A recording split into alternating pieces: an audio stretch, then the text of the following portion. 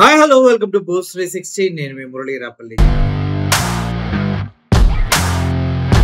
జేసీ ప్రభాకర్ రెడ్డి ఈయన ఎప్పుడైతే టీడీపీ ప్రభుత్వం గెలిచిందో వెంటనే లిక్కర్ పాలసీ వచ్చింది. ఆ లిక్కర్ పాలసీ రాగానే లిక్కర్ పాలసీ ఎవరైతే షాపులు వచ్చినాయో వాళ్ళందరికీ వార్నింగ్ ఇచ్చాడు. కట్టాలరా 15% 30% కట్టాలరా, డెవలప్మెంట్ ఎవరు చేస్తాడరా అంటూ వాళ్ళ దగ్గర నుంచి దందా చేసి డబ్బులు వసూలు చేయడానికి సిద్ధపడ్డాడు.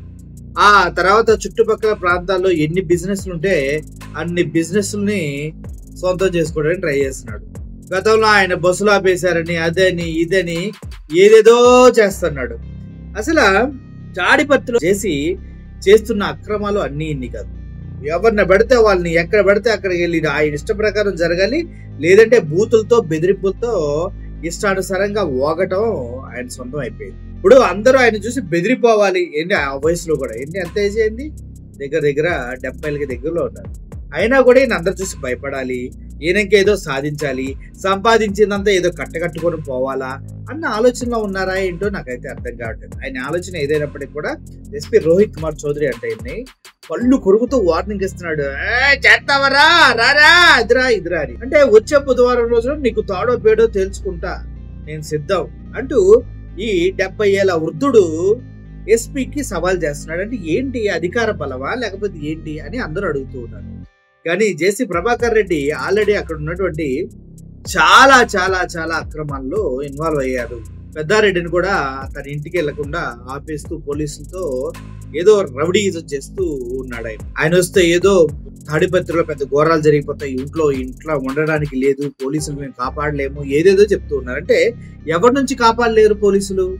ఎవరు వస్తే అల్లర్లు ఎందుకు అవుతాయి? సొంత ఇంటికి పెద్దారెడ్డి వెళ్తే అల్లర్లు ఎందుకు అవుతాయి అన్న విషయం పైన సమాధానం ఏం లేదు. అల్లరి చేసే వాడెవడు అంటే నాకున్న జేసీ ప్రభాకర్ రెడ్డి. అల్లరి చేసేది వాడే, అన్ని చేసేది ఆయనే ఇప్పుడు పోలీసుల పైన అందరి పైన అల్లాడిస్తున్నాడు అన్నమాట.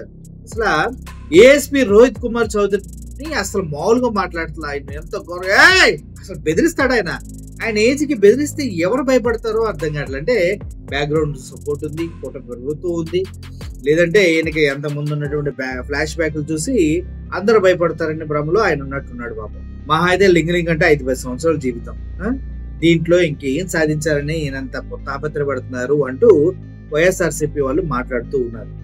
అయితే అసలు ఈయన తాడిపత్రి ఎడికిలో అక్కడ పవర్ గ్రిడ్ సంస్థలో దౌర్జన్యాలు, ఎవడే బిజినెస్ పెట్టుకోవాలని కూడా మ్యామ్యామలో అందాలి, అందకపోతే అక్కడ అడ్డం తిరిగి ఎందుకురా ఎందుకువా అని అడుక్కునే పంచాయతీలు. ఇప్పుడు ఎస్పీని ఏ రేంజ్ లో బెదిరిస్తున్నాడో ఒకసారి మీరు చూడండి వీడియో. మాకు ఒక చైతన్యం వచ్చాడు మళ్ళీ ఏఎస్పీ. ఆయన ఏమనుకుంటారో నాకు అర్థం కాలే. పోలీసు వాళ్ళని పెట్టి నాటిస్తావా నువ్వు? ఓహో, ఎంత పుట్టింది నీకు?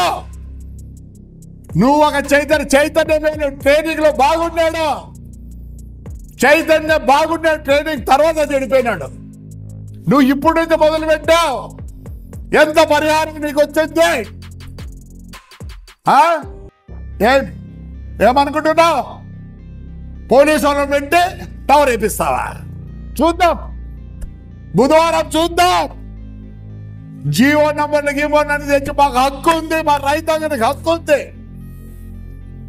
నీకేమన్నాడు తెలుసుకో. ఏమనుకుంటాను నువ్వు ఏసీ అయితే? ఏమనుకుంటాను? వైఎస్ఆర్ తొత్తు నువ్వు. నీకు అప్పుడే వచ్చినది కూడా ఏం తెలుసు నీకు? 5 ఏళ్ళు కష్టపడ్డాం రోయ్, 5 ఏళ్ళు కష్టపడ్డాం. భార్య పిల్లలు అందరినీ పోగొట్టుకున్నాం, బస్సులు పోయినాయి, లారీలు పోయినాయి. నువ్వు న్యాయం చేస్తావా నువ్వు? రా బుధవారం నీ పోలీసు నువ్వు రా, with all the records and coming. You can't step in to that place. ఎవరు మా రైతాంగం ముందుకుంటుంది.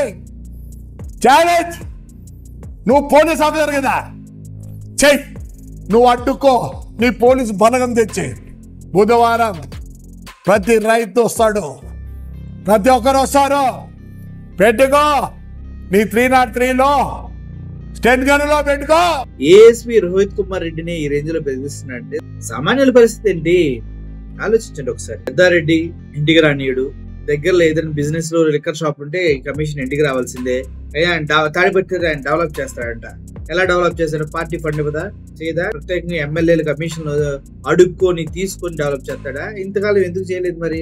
ఇంతకుముందు కూడా ఎమ్మెల్యేగా ఉన్నాడు కదా తాడిపత్రి అని అందరూ అడుగుతున్నారు. ముఖ్యంగా అంత వయసులో దేనికోసమో ఈ తాపత్రయం, ఏం సాధించాలను, ఎవరిని బెదిరించి ఎంత సంపాదించి ఏం చేయాలనుకుంటున్నాడు జేసీ గారు అని అందరూ అంటూ ఉన్నారు. సార్, రెస్పెక్ట్ యువర్ ఏజ్, మీరు మంచి చదువుకున్న వ్యక్తి, బట్ మరీ మిమ్మల్ని చూసిన ప్రతిసారి దిగజారిపోతూ ఉన్నారేంటి అనిపిస్తుంది.